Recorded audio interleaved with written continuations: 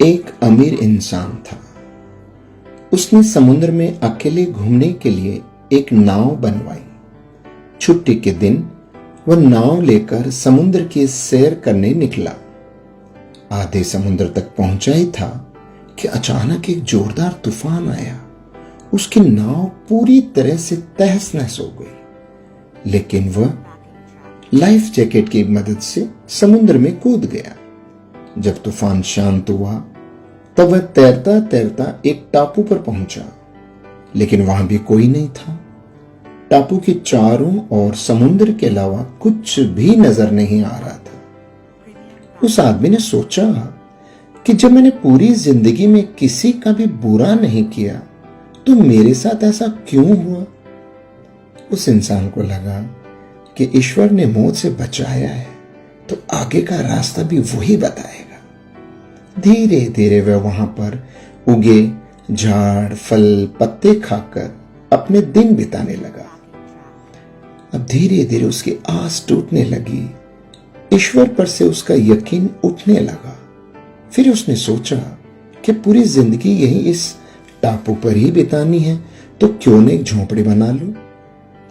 फिर उसने झाड़ की डालियों और पत्तों से एक छोटी सी झोंपड़ी बनाई। उसने मन ही मन कहा कि आज से झोंपड़ी में सोने को मिलेगा, आज से बाहर नहीं सोना पड़ेगा। रात हुई कि अचानक मौसम बदला। बिजलियां जोर जोर से कड़कने लगी। तभी अचानक एक बिजली उस झोंपड़ी पर आ गिरी और झोंपड़ी धधकते हुए जलने लगी। यह देखकर वह इंसान टूट गया। आसमान की तरफ देखकर बोला, हे परमात्मा, ये तेरा कैसा इंसाफ है। तूने मुझ पर अपनी रहम की नजर क्यों नहीं की।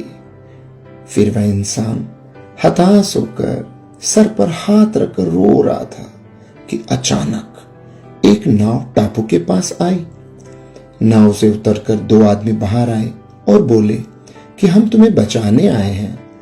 दूर से इस वीरान टापू में जलता हुआ झोंपड़ा देखा तो हमें लगा कि कोई उस टापू पर मुसीबत में है। अगर तुम अपनी झोंपड़ी नहीं जलाते तो हमें पता ही नहीं चलता कि टापू पर कोई है। दोस्तों, उस आदमी की आंखों से आंसू गिरने लगे। उसने ईश्वर से माफी मांगी और बोला कि हे परमात्मा, मुझे क्या पता था कि तूने मुझे बचाने के लिए मेरी झोंपड़ी जलाई थी। यकीनन तू अपने भक्तों का हमेशा ख्याल रखता है। तूने मेरे सब्र का इम्तिहान लिया, लेकिन मैं उसमें फेल हो गया। मुझे माफ कर दीजिए। दोस्तों, ईश्वर अपने भक्तों से दूर नहीं है। उसे सब पता है कि अपने भक्तों को कब और कैसे देना है। उसकी रहमतों की बरसात तो हर पल हर घड़ी 24 घंटे हो रही है। बस कमी है तो हमारे विश्वास की। हमारा विश्वास ही है जो डगमगा जाता है।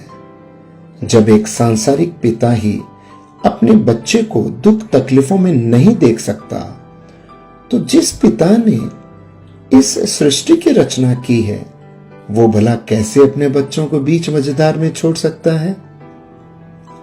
प्रेमियों, दिन चाहे सुख के हों या दुख के, प्रभु अपने भक्तों के साथ हमेशा रहता है। राधे राधे।